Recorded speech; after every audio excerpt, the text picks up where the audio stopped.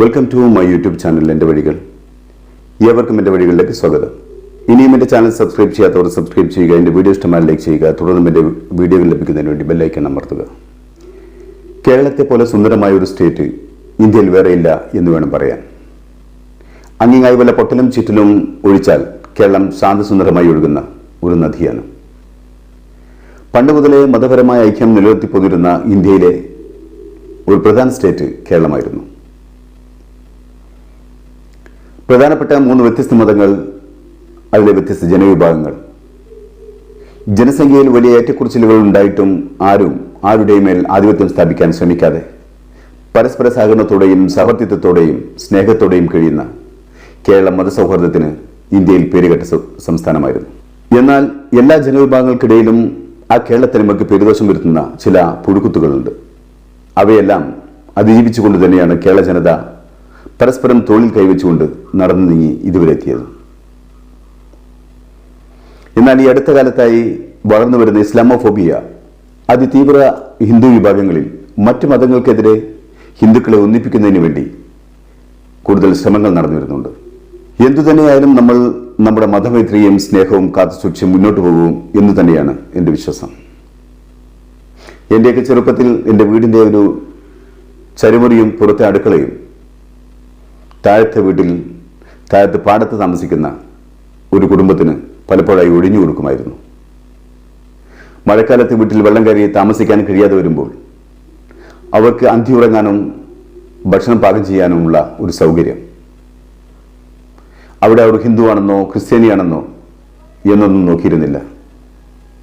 അവരൊക്കെ നമ്മെപ്പോലെ തന്നെ മനുഷ്യരാണെന്ന കാഴ്ചപ്പാടായിരുന്നു അന്ന് ബാപ്പക്കും ഞങ്ങൾ കുടുംബത്തിനും.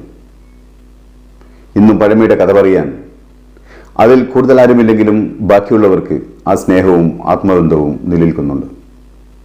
അതുപോലെ തന്നെയായിരുന്നു ഓണവും വിഷുവും പെരുന്നാളുമെല്ലാം വരുമ്പോൾ ആ മധുരിക്കുന്ന സ്നേഹത്തിൻ്റെ മാമ്പഴക്കാലം ഇന്ന് അന്യം നിന്ന് പോയിക്കൊണ്ടിരിക്കുകയാണ് നമുക്ക്.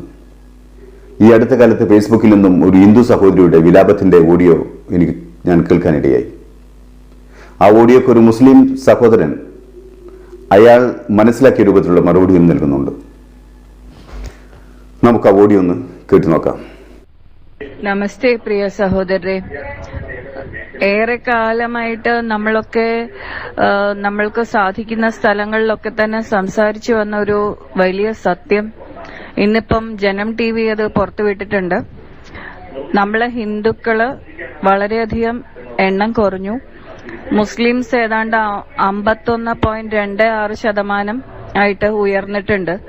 ഈ പുതിയതായിട്ട് സ്കൂളുകളിൽ ചേർന്ന കുഞ്ഞുങ്ങളുടെ എണ്ണം എടുത്തു നോക്കിയപ്പോഴാണ്. അപ്പം നമ്മളിപ്പോ ന്യൂനപക്ഷമായി, അവർ ഭൂരിപക്ഷമായി മാറിയിട്ടുണ്ട്. ശരിക്കും പറഞ്ഞാല് ഇതൊരു വലിയ ഭീകരമായിട്ടുള്ള അവസ്ഥയാണ്. നമുക്ക് അറിയാമല്ലോ, ഈ ഹിന്ദു വിഭാഗത്തിൽ തന്നെ എല്ലാവരും നമ്മൾക്ക് അനുകൂലമായിട്ട് നിൽക്കുന്നവരല്ല, എല്ലാവരും വിഘടിച്ച് നിൽക്കുന്നവരും കൂടിയാണ്. അപ്പോൾ വളരെ എന്താ പറയാ, എല്ലാം കൊണ്ടും ഭീതികരമായിട്ടുള്ള ഒരു അന്തരീക്ഷത്തിലേക്കാണ് നമ്മൾ പോയിക്കൊണ്ടിരിക്കുന്നത്. ശരിക്കും നമ്മുടെ കുഞ്ഞുങ്ങളെ ഇവിടെ എങ്ങനെ വളർത്തുമെന്ന് ഓർത്തിട്ട് എനിക്ക് വല്ലാതെ ഭയം തോന്നുവാണ്. കേരളത്തിലെ അന്തരീക്ഷം അത്രയ്ക്കും ഭയാനകമായിട്ട് മാറിക്കൊണ്ടിരിക്കുകയാണ്. അതിനെന്തെങ്കിലും ഒരു പരിഹാരം എല്ലാവരും കണ്ടെത്തിയേ പറ്റുള്ളൂ. ഞാനാണെങ്കിൽ സംസാരിക്കാൻ സാധിക്കുന്നിടത്ത് എല്ലാം തന്നെ പറയുന്ന ഒരു ഫാക്ട് ഉണ്ട്. പണ്ട് നമ്മൾ 2 നമുക്ക് 2 എന്ന് പറഞ്ഞിരുന്നപ്പോ ആ പറഞ്ഞ സമയത്ത് തന്നെ ഫാമിലി പ്ലാനിംഗ് അനുസരിച്ച് നമ്മുടെ ആളുകൾ എല്ലാവരും 2 കുഞ്ഞുങ്ങളിലേക്ക് മാറി. പക്ഷെ മറ്റ് മതസ്ഥർ അതിലേക്ക് മാറിയോ എന്നുള്ള കാര്യം നമ്മൾ എടുത്ത് ചിന്തിക്കേണ്ടതാണ്. അന്ന് അവര് മാറിയിട്ടില്ല. അവരെല്ലാ കാര്യങ്ങളിലും അവരുടേതായിട്ടുള്ള മതവിശ്വാസങ്ങളിൽ വിശ്വസിച്ച് പോരുന്നതനുസരിച്ച് തന്നെ അവർ തുടർന്നു എന്നുള്ളതാണ്. അതനുസരിച്ച് അവർ അവരുടേതായിട്ടുള്ള നയം പിന്തുടർന്നുകൊണ്ട്, അല്ലെ അവരുടേതായിട്ടുള്ള മതത്തിന്റെ വിശ്വാസ പ്രമാണങ്ങളെ മുറുകെ പിടിച്ചുകൊണ്ട് മുന്നോട്ട് പോയി. അതുകൊണ്ട് അവരിന്ന് എണ്ണത്തിലും വളരെയധികം വർദ്ധിച്ചു. അതേസമയം നമ്മളെ സംബന്ധിച്ചിടത്തോളം നമ്മുടെ ആളുകള് നമ്മൾ 2 നമുക്ക് 2, അത് കഴിഞ്ഞപ്പോ നമ്മൾ 1 നമുക്ക് 1 ആയപ്പോ അങ്ങനെ ആയി മാറി. ഈ ഒരു അവസ്ഥ നമ്മളുടെ വരും തലമുറയ്ക്കെങ്കിലും ആകാതെ ഇരിക്കാൻ വേണ്ടിയിട്ട് നമുക്ക് എന്ത് ചെയ്യാൻ കഴിയുമെന്ന് എല്ലാവരും ചിന്തിക്കേണ്ടതാണ്. സംസാരിക്കാൻ കഴിയുന്നിടത്ത് എല്ലാവരും ഇതിനെക്കുറിച്ച് ഊന്നി സംസാരിക്കണം. നമ്മുടെ മക്കളെ, കൊച്ചുമക്കളെ ഒക്കെ കൂടുതൽ അംഗസംഖ്യ ഉണ്ടാവാൻ നമുക്ക് പ്രേരിപ്പിക്കാം. അല്ലാതെ മറ്റുള്ളവരെ തടയാനോ അല്ലെങ്കിൽ അവരുടെ ജനസംഖ്യാ നിരക്ക് കുറയ്ക്കാനോ ഒന്നും നമുക്ക് സാധിക്കില്ല. നമുക്ക് ചെയ്യാൻ പറ്റുന്ന ഏക കാര്യം നമ്മളുടെ ആളുകളെ ഉള്ളവരെ എണ്ണം വർദ്ധിപ്പിക്കാൻ പരിശ്രമിക്കുക. അതോടൊപ്പം തന്നെ നമ്മുടെ ആളുകൾ സജ്ജരാവുക, നമ്മുടെ ആളുകൾ എല്ലാവരും ഐക്യത്തോടുകൂടി ഒന്നിച്ചു മുന്നോട്ട് പോകാൻ ശ്രമിക്കുക എന്നുള്ളത് മാത്രമാണ്. ആ സഹോദരി പറയുന്നത് ഹിന്ദുക്കളുടെ വളർച്ച ഗണ്യമായി കുറയുകയും മുസ്ലിങ്ങളാണെങ്കിൽ അനിയന്ത്രിതമായി പെറ്റുപെരുകി വർദ്ധിക്കുകയും ചെയ്യുകയാണെന്നാണ്. മുസ്ലിം സമൂഹം ഏതാണ്ട് 51.26% ഉയർന്നിട്ടുണ്ട് എന്നാണ് വേവലാതിപ്പെടുന്നത്. സഹോദരി പറയുന്ന കണക്ക് ഏതാണെന്ന് എനിക്ക് മനസ്സിലായിട്ടില്ല. കേരളത്തിലെ ഹിന്ദു മുസ്ലിം അനുപാതമാണെന്ന് തോന്നുന്നു. ആകെ മൊത്തം ഇന്ത്യയുടെ കണക്കാകാൻ ഒട്ടും സാധ്യതയില്ല. കേരളത്തിൻ്റെതാണെങ്കിലും കണക്ക് എങ്ങനെ ഒപ്പിച്ചെടുക്കുമെന്ന് മനസ്സിലാവുന്നില്ല. ഇനി മലപ്പുറം ജില്ലയുടെ കാര്യത്തിലാണെങ്കിൽ ഏറെക്കുറെ ശരിയാവാൻ സാധ്യതയുണ്ട്. ലഭ്യമായ കണക്കനുസരിച്ച് കേരളത്തിലെ മൊത്തം ജനസംഖ്യയുടെ 54% ഹിന്ദുക്കളാണ്. മുസ്ലിം 26%, ക്രിസ്ത്യൻ 18%മാണ് ഇപ്പോൾ ഉള്ളത്. അതിനുശേഷമുള്ള കണക്കുകളിൽ മാറ്റം വന്നിട്ടുണ്ടാവാം. എങ്കിലും ഒരിക്കലും മുസ്ലിങ്ങൾ ഹിന്ദുക്കൾക്ക് മുകളിലെത്താൻ ഒരു കാരണവശാലും സാധ്യതയില്ല. അതായത് 1,82,00,000 മുകളിൽ ഹിന്ദുക്കളാണ് കേരളത്തിലുള്ളത്. മുസ്ലിങ്ങൾ വെറും 88 ലക്ഷം, ക്രിസ്ത്യൻസ് 61 ലക്ഷവുമാണ് ഇതുവരെ ലഭ്യമായ കണക്കുകൾ. പുതിയ സെൻസസ് എപ്രകാരമാണെന്ന് അറിയില്ല. കേരളത്തിലെ ഹിന്ദുക്കളുടെ ജനസംഖ്യ മുസ്ലിം, ക്രിസ്ത്യൻ എന്നീ ന്യൂനപക്ഷ വിഭാഗത്തെക്കാൾ ഇരട്ടിയിലധികം വരും. എന്നിട്ട് നമ്മുടെ ചേച്ചി പറയുന്നു, സ്കൂൾ കുട്ടികളുടെ കണക്കെടുത്തപ്പോൾ ഹിന്ദുക്കളായ നമ്മൾ പാടെ ഇല്ലാതായെന്നും മുസ്ലിങ്ങൾ ഉയർന്നുയർന്ന ആകാശത്തോളമായെന്നുമാണ്. എന്റെ പൊന്നു കൂട്ടുകാരെ, ഈ ഇന്ത്യയിലെന്നല്ല കേരളത്തിൽ തന്നെ ഈ അടുത്ത കാലത്തൊന്നും മുസ്ലിങ്ങൾ പെറ്റുപെരുകി നിറയുമെന്ന് തോന്നുന്നുണ്ടോ? എനിക്ക് തോന്നുന്നത് ഈ അടുത്ത കാലത്തൊന്നും അതിന് സാധ്യതയില്ലെന്നാണ്. പക്ഷെ ആ ചേച്ചിക്ക് ഉറപ്പുണ്ട് അങ്ങനെ സംഭവിക്കുമെന്ന്. അതിന് കാരണം നമ്മുടെ ജനൻ ടി വി ഉറപ്പ് കൊടുത്തിട്ടുണ്ട് അങ്ങനെ സംഭവിച്ചിട്ടുണ്ടെന്ന്. അതോടുകൂടി ആ ചേച്ചി ഉറപ്പിച്ചു, അത് ശരി തന്നെ, ഹിന്ദുക്കളുടെ ലോകം ഇതാ അവസാനിക്കാൻ പോകുന്നുവെന്ന്. പാവം സ്ത്രീ, അവർ എത്രമാത്രം കഷ്ടപ്പെടുന്നു. കല്യാണത്തിന് പോകുന്നിടത്തും ചന്തയിൽ പോകുമ്പോഴും എന്തിന് വേലയ്ക്കും പൂരത്തിനുമെല്ലാം പോകുമ്പോഴും ഓരോ ഹിന്ദുവിനെ കാണുമ്പോഴും അവർ അവരോട് മന്ത്രിച്ചു, എല്ലാവരോടും തോനെ പ്രസവിക്കാൻ പറഞ്ഞു. ഇല്ലെങ്കിൽ നമ്മൾ ഹിന്ദുക്കളെ മുസ്ലിങ്ങൾ വിഴുങ്ങുമെന്ന് പറഞ്ഞ് അവരെ മനസ്സിലാക്കി കൊടുത്തു. എന്തൊരു ആത്മാർത്ഥത, എന്തൊരു ഹിന്ദുഭക്തി! കഷ്ടമെന്നല്ലാതെ എന്താണ് പറയുക? അപ്പം നമ്മളിപ്പോ ന്യൂനപക്ഷമായി, അവർ ഭൂരിപക്ഷമായി മാറിയിട്ടുണ്ട്. ശരിക്കും പറഞ്ഞാല് ഇതൊരു വലിയ ഭീകരമായിട്ടുള്ള അവസ്ഥയാണ്. എന്താണ് ചേച്ചി ആ ഭീകരാവസ്ഥ? കേരളത്തിൽ മുസ്ലിങ്ങൾ അധികരിച്ചാൽ മുസ്ലിങ്ങൾ ഭക്ഷണത്തിന് പകരമായി ഹിന്ദുക്കളെ കറിവെക്കാൻ വെട്ടുമെന്നാണോ? അതോ വേറെ എന്തെങ്കിലും തരത്തിലുള്ള ഭയമാണ് ചേച്ചിക്കുള്ളത്? ശരിക്കും പറഞ്ഞാല് ഇതൊരു വലിയ ഭീകരമായിട്ടുള്ള അവസ്ഥയാണ്. നമുക്ക് അറിയാമല്ലോ, ഈ ഹിന്ദു വിഭാഗത്തിൽ തന്നെ എല്ലാവരും നമ്മൾക്ക് അനുകൂലമായിട്ട് നിൽക്കുന്നവരല്ല, എല്ലാവരും വിഘടിച്ച് നിൽക്കുന്നവരും കൂടിയാണ്. അപ്പോൾ വളരെ എന്താ പറയാ, എല്ലാം കൊണ്ടും ഭീതികരമായിട്ടുള്ള ഒരു അന്തരീക്ഷത്തിലേക്കാണ് നമ്മൾ പോയിക്കൊണ്ടിരിക്കുന്നത്. സത്യത്തിൽ ഇതാണ് ശരിക്കും ഭീതി. ഹിന്ദുക്കൾ ഒന്നായി നിന്ന് എല്ലാവരും ചാണകവെള്ളത്തിൽ കുളിക്കുന്നില്ല. അതിന് മുഴുവൻ ഹിന്ദുക്കളെയും കിട്ടുന്നില്ല. നല്ലൊരു വിഭാഗം ഹിന്ദുവും എല്ലാ മതങ്ങളുമായി സഹോദര്യത്തോടെ ജീവിക്കാൻ ആഗ്രഹിക്കുന്നവരാണ്. അവരെ അതിൽ നിന്നും മാറ്റി ഹിന്ദുക്കൾ മാത്രം മതി എന്ന ചിന്തയിലേക്ക് കൊണ്ടുവരണം. അതിന് കഴിയാത്തതാണ് ചേച്ചിക്കും ചേച്ചിയുടെ കൂട്ടത്തിനും ഭീതിയിലാക്കുന്നത്. ശരിക്കും നമ്മുടെ കുഞ്ഞുങ്ങളെ ഇവിടെ എങ്ങനെ വളർത്തുമെന്ന് ഓർത്തിട്ട് എനിക്ക് വല്ലാതെ ഭയം തോന്നുവാണ്. കേരളത്തിലെ അന്തരീക്ഷം അത്രയ്ക്കും ഭയാനകമായിട്ട് മാറിക്കൊണ്ടിരിക്കുകയാണ്. അതിന് എന്തെങ്കിലും ഒരു പരിഹാരം എല്ലാവരും കണ്ടെത്തിയേ പറ്റുള്ളൂ. ചേച്ചി, ആ ആദ്യം എല്ലാവർക്കും ഉണ്ട്. നമ്മുടെ നാട്ടിൽ വർദ്ധിച്ചു വരുന്ന മയക്കുമരുന്നും മദ്യവും മറ്റു താന്തോന്തിരവും എല്ലാം മനുഷ്യകുലത്തെ നശിപ്പിച്ചുകൊണ്ടിരിക്കുകയാണ്. ആ അർത്ഥത്തിൽ എല്ലാവരും തുല്യ ദുഃഖിതരാണ്. അതല്ലാതെ മുസ്ലിങ്ങൾ പെറ്റുപെരുകുന്നു എന്നതുകൊണ്ടാണെങ്കിൽ ചേച്ചിയും ചേച്ചിയുടെ കൂട്ടരും ഇനി പ്രസവിക്കാതിരുന്നാൽ മതി. പിന്നെ പേടിക്കേണ്ട ആവശ്യമില്ല, കുട്ടികളെ വളർത്തേണ്ട ആവശ്യമില്ല. അതേസമയം നമ്മളെ സംബന്ധിച്ചിടത്തോളം നമ്മുടെ ആളുകള് നമ്മൾ രണ്ട് നമുക്ക് രണ്ട്, അത് കഴിഞ്ഞപ്പോ നമ്മളൊന്ന് നമുക്കൊന്ന് ആയപ്പോ അങ്ങനെ ആയി മാറി. ഈ ഒരു അവസ്ഥ നമ്മളുടെ വരും തലമുറയ്ക്കെങ്കിലും ആകാതെ ഇരിക്കാൻ വേണ്ടിയിട്ട് നമുക്ക് എന്ത് ചെയ്യാൻ കഴിയുമെന്ന് എല്ലാവരും ചിന്തിക്കേണ്ടതാണ്.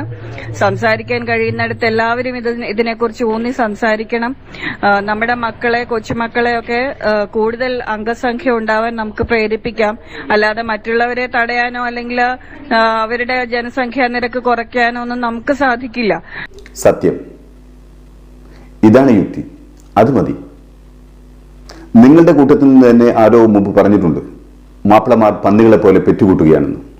എന്നാൽ പിന്നെ ആ പന്നിയുടെ പണി നിങ്ങൾ അങ്ങ് ഏറ്റെടുക്കുക. എന്നിട്ട് പെറ്റുകൂട്ടുന്നത് മുഴുവൻ സംഘിക്കുട്ടന്മാരാവട്ടെ. അവർ വലുതാകുമ്പോൾ പെൺകുട്ടികളെ നമുക്ക് ക്രിസ്തുമതത്തിൽ നിന്നും മുസ്ലിം മതത്തിൽ നിന്നും തിരഞ്ഞു കണ്ടെത്താം, പ്രേമിച്ചു കൊണ്ടുവരാം. സത്യം പറയാലോ ചേച്ചിയുടെ ആശങ്ക വേറെയാണ്. എന്തായാലും കേരളത്തെക്കുറിച്ച് വടക്കൻ സംസ്ഥാനങ്ങൾ നിങ്ങൾ മുമ്പ് ആവശ്യത്തിൽ കൂടുതൽ പറഞ്ഞു വരുത്തിയിട്ടുണ്ട്. കേരളത്തിലെ ഭീകരവാദത്തെക്കുറിച്ച്, പ്രത്യേകിച്ച് മലപ്പുറം ജില്ല കുട്ടിപ്പാകിസ്ഥാൻ എന്നതിനെക്കുറിച്ച്. എന്നിട്ടും ഇപ്പോൾ ഇതാ രണ്ട് മതസ്ഥർ ഒന്നിച്ചു ചേരാൻ ഒരു സുന്ദരമായ ഒരു സ്ഥലമുണ്ടെങ്കിൽ അത് കേരളമാണെന്ന് മനസ്സിലാക്കി രണ്ട് മതത്തിൽപ്പെട്ടവർ വിവാഹം കഴിക്കാൻ കേരളത്തിലെത്തിയിരിക്കുന്നു. അവർക്കറിയാം കേരളം മനുഷ്യരെ സ്നേഹിക്കാൻ പഠിപ്പിക്കുന്ന രാജ്യമാണെന്ന്. നമുക്ക് അവരെയും ഒന്ന് കാണാം. ഇവർ രണ്ടുപേരും ജാർഖണ്ഡിൽ വെച്ചിട്ട് പ്രണയിച്ചു. ചുമ്മാ ഉള്ള പ്രണയമൊന്നും അല്ല കേട്ടോ, ഇന്നലെ കണ്ട് ഇന്ന് ഇറങ്ങി വന്നവരൊന്നുമല്ല. 10 വർഷത്തെ പ്രണയമാണ്. പ്രണയത്തിന്റെ ഇടയ്ക്ക് ആള് വെൽ എഡ്യൂക്കേറ്റഡ് ആണ്. ആള് UAE ജോലി കിട്ടിപ്പോയപ്പോൾ അവിടെ വെച്ചിട്ട് പേര് ഞാൻ പറഞ്ഞിട്ടില്ല അല്ലെ, മുഹമ്മദ് ഗാലിബും ആശ വർമ്മയും ലവ് ജിഹാദ് ആണെന്നൊക്കെ പറഞ്ഞ് ഭയങ്കര സീനാക്കിയതാണ്. ഇപ്പൊ പുഷ്പം പോലെ ഇവരിവിടെ നിൽക്കുന്നത്. അതായത് ഞങ്ങളിപ്പോ നിൽക്കുന്നത് ഹൈക്കോടതിയുടെ പരിസരത്താണ്. അതായത് കോടതിയുണ്ട് ഏത് പ്രശ്നങ്ങൾക്കും. ഒരു മനുഷ്യന് അവന്റെ ഇവിടെ ജീവിക്കാനുള്ള എല്ലാ തടസ്സങ്ങളും നേരിടുമ്പോൾ കോടതിയുണ്ട് നമ്മളെ പ്രൊട്ടക്ട് ചെയ്യാൻ. അതാണ് ഇപ്പൊ ഇവർക്ക് കിട്ടിയേക്കുന്നത്. നമ്മുടെ കേരളത്തിലുള്ളവർ സൂപ്പറാണ്, പൊളിയാണെന്ന് നമ്മൾ ചുമ്മാ പറയുമെങ്കിലും നമ്മൾ ഒരു 1.5 പൊളി തന്നെയാണ്. അവരോട് പറഞ്ഞു വെച്ചത് UAE പുള്ളിയുടെ കൂട്ടുകാരൻ എല്ലാവരും മലയാളിയായിരുന്നു. അപ്പൊ പ്രേമിച്ചോ പറഞ്ഞു കേരളത്തിലേക്ക് വിട്ടോ, നമ്മുടെ പിള്ളേരുണ്ട് നോക്കിക്കോളൂ എന്ന്.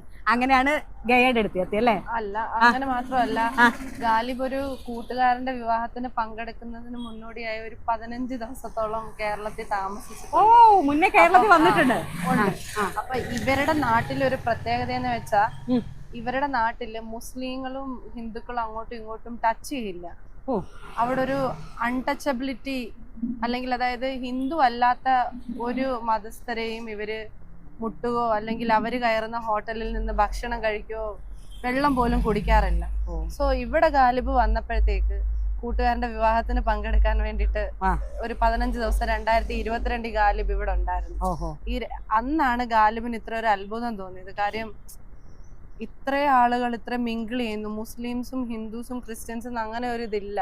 കാര്യം ഇവന്റെ ഫ്രണ്ട്സ് തന്നെ, അതായത് ഇവന്റെ കൂട്ടുകാരന്റെ ഫ്രണ്ട്സ് തന്നെ എല്ലാവരും, അതിപ്പോ അവന്റെ ഫ്രണ്ട്സിന്റെ ഫാമിലി ആണെങ്കിലും എല്ലാവരും മിങ്കിൾ ചെയ്തൊരു കല്യാണം. പക്ഷെ ഇവരുടെ നാട്ടിൽ അത് അങ്ങനൊന്നും ഇല്ല.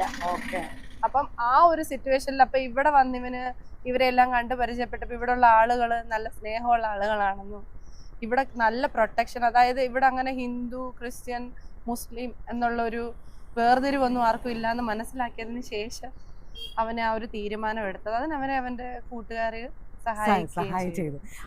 അങ്ങനെ ആശാവർമ്മയും മുഹമ്മദ് ഗലീബും കേരളത്തിലെത്തിയത് കേരള മതസൗഹാർദ്ദത്തിന് പേരുകെട്ട നാടാണ് എന്നറിയപ്പെട്ടതുകൊണ്ടാണ്. ഇവിടെ ഒരു മതം മറ്റൊരു മതത്തെ പിടിച്ചു നിന്ന ചരിത്രം അവർ കേട്ടിട്ടില്ല എന്നതുകൊണ്ടാണ്.